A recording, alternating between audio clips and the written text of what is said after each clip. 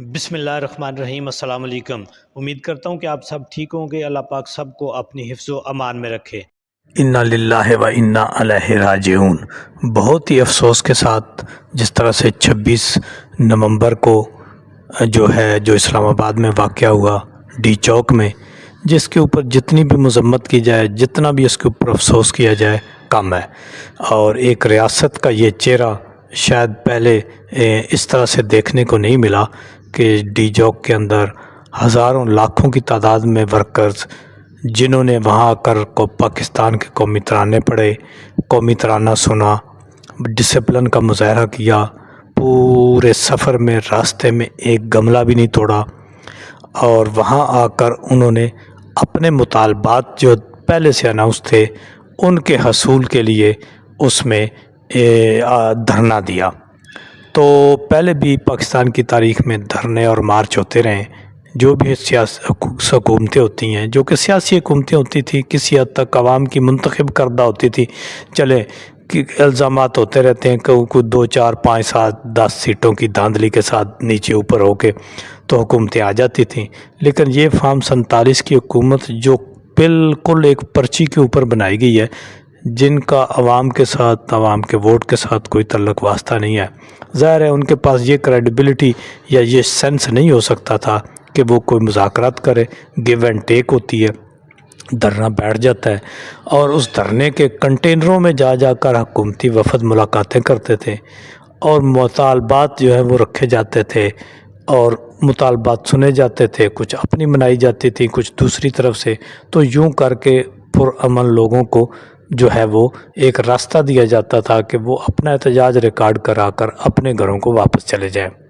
جیسا کہ عمران خان کی حکومت میں بھی دھرنا آیا تھا، اور خود عمران خان نے بطور وزیر اعظم اپنے جو اسلام آباد کے وہ اس وقت کے کمشنر تھے ان کو ہدایات جاری کی تھی کہ بارش آ گئی تھی کہ دھرنے کے اندر موجود لوگوں کو فیسیلیٹیٹ کیا جائے اور ان کی ضروریات سردی کا بندوبست وہاں پر کیا جائے۔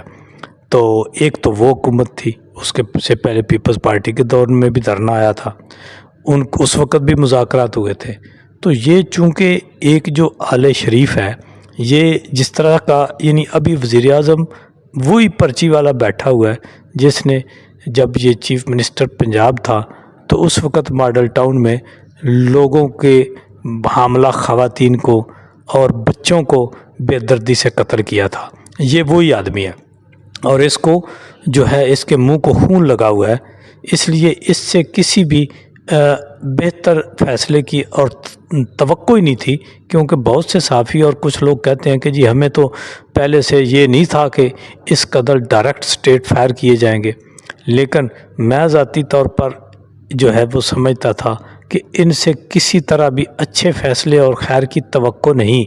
کیونکہ ان سے کا ماضی بتاتا ہے کہ انہوں نے کبھی بھی پاکستان کے آئین، پاکستان کے عوام کے حق میں فیصلہ نہیں کیا۔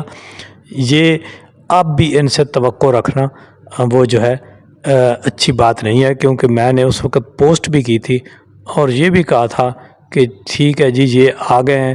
پی ٹی آئی والے ڈی چوک میں، تو وہاں اپنا احتجاج ریکارڈ کرا کر تقریریں کریں، اور اپنے جو دھرنا ہے اس کو جو ہے یہ کل کال آف کریں یا کسی اگلے لاحہ عمل کا فیصلہ کریں، لیکن اس حکومت نے رات گزرنے نہیں دی۔ پتہ نہیں کیا خوف تھا، وہ ریڈ زون میں جانے کا تو ان کا پلان ہی نہیں تھا، اس سے آگے وہاں ڈی چوک تک ہی انہوں نے اپنا جو ہے دھرنا اس کو روک دیا ہوا تھا، اور کارکن بھی مطمئن تھے کہ ادھر تک ہی آنا تھا اور پہنچ گئے، اور یہاں صبح ہوتی، کچھ مذاکرات ہوتے، تقریریں ہوتی، رات کو گورنمنٹ ان کو فیسیلیٹیٹ کرتی، تو وہ کارکن اور پی ٹی آئی جو ہے وہ اور جو ہے اپنا مطمئن ہوتے، صبح ان سے ملاقات کرتے، مذاکرات کرتے، لیکن انتہائی افسوس کے ساتھ جب اتنے لوگوں کو آپ نے قتل کر دیا تو اب معاملہ کیا ہے؟ اب معاملہ یہ ہے کہ جی یہ اپنے اس قتل جو ہے یا گولیاں چلائی گئی ہیں ان کے اوپر یہ پردہ ڈالنا چاہتے ہیں۔ افسوس کا مقام ہے، ہسپتالوں کے اوپر پابندیاں ہیں کہ وہ اپنا ڈاٹا نہیں دے سکتے، ڈاکٹر مجبور ہیں، سول ملازمین مجبور ہیں، وہ کچھ بتا نہیں سکتے، میڈیا اپنا کردار ادا کر رہا تھا، سوشل میڈیا جو سرکاری اور پیڈ میڈیا ہے انہوں نے تو وہی لکھنا ہے جو بتانا ہے جس کی وہ تنخواہ لیتے ہیں۔ تو اس میں ایک اہم ترین کردار تھے بڑے بہادر جو پرانے اور منجے ہوئے جو صحافی مطیع اللہ جان، انہوں نے اپنے تئیں کوشش کی کہ جی وہ اب ڈاٹا اکٹھا کریں اور اسپتالوں سے طرح کے دیکھیں جی صحافی کا یہی کام ہوتا ہے تاکہ ٹرو ڈاٹا آ سکے کہ کتنی مواد ہوئی ہیں، لیکن ان کو بھی ایک جس انداز سے اغوا کر لیا گیا، اور اب ان کے اوپر ان کے بیٹے نے بھی لکھا ہے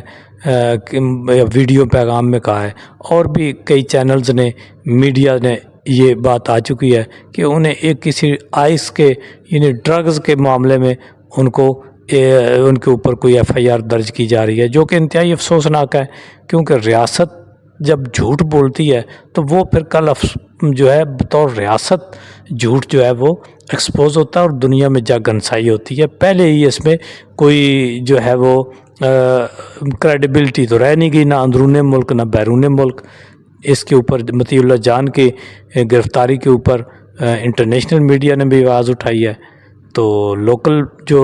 یوٹیوبر اور جو میڈیا ہے جو سوشل میڈیا اس کے اوپر بھی آوازیں اٹھ رہی ہیں۔ تو کسی کو بھی چلیں جی آپ کو ان کے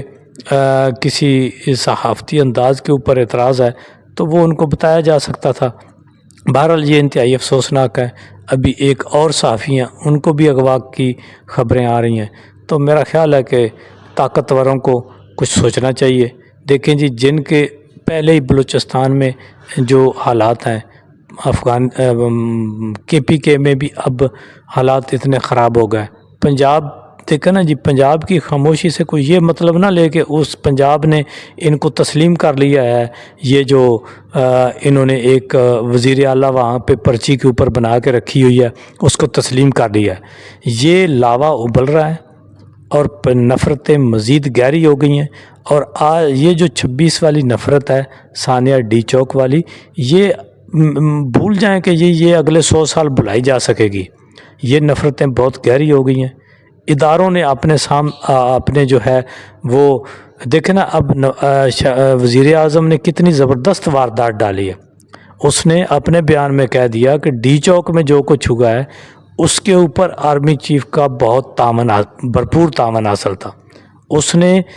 آرمی چیف صاحب تو یہ سمجھ رہے ہوں گے کہ انہوں نے ہماری بڑی تعریف کی ہے، دراصل اس نے یہ واردات کی ہے کہ یہ سارا انہوں نے مدعا جو ہے وہ آرمی کے اوپر ڈال دیا ہے۔ حالانکہ آرمی کے جوانوں نے تو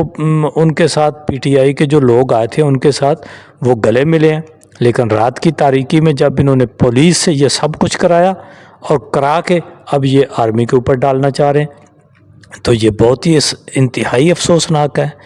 اداروں کو سمجھنا چاہیے، کیونکہ دیکھیں نا جی اہم ترین ادارہ جو آرمی ہے اس کو عوام سے اتنا دور کر دینا اور اتنی نفرت پھیلا دینا، جو کہ یہ آل شریف اور لال زرداری ایک پلاننگ کے تحت کر لیں، خدا را ادارے اس بات کو سمجھیں، ایجنسیاں اس بات کو سمجھیں، اور یہ عوام کے اندر جو دوریاں ہو گئی ہیں، جو تلخیاں ہو گئی ہیں، اس کو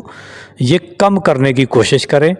اور ملک کے حالات کو جو ہے اس نہج تک لے جا چکے ہوئے ہیں، یہاں سے ریورس اگر آج بھی کرنا شروع کر دیں تو یہ کئی سال لگیں گے۔ تو بہت ہی افسوسناک ہے۔ ابھی جو حکومتی ڈاٹا اس کے مطابق جو کوئی اکا دکا وہ کہتے ہیں کہ 2 کے 4 ڈیتھ ہوئی ہیں، لیکن دوسری طرف پی ٹی آئی کلیم کر رہی ہے کہ جو ڈیتھ کی تعداد ہے وہ سینکڑوں میں ہے، اور پھر جس طرح گاڑیاں جلائیں گئی اور جس طرح خون جو ہے وہ دھویا گیا سڑکوں کے اوپر، میرا خیال ہے کہ یہ انتہائی افسوسناک ہے۔ اس کے اوپر جتنا بھی افسوس کیا جائے کم ہے۔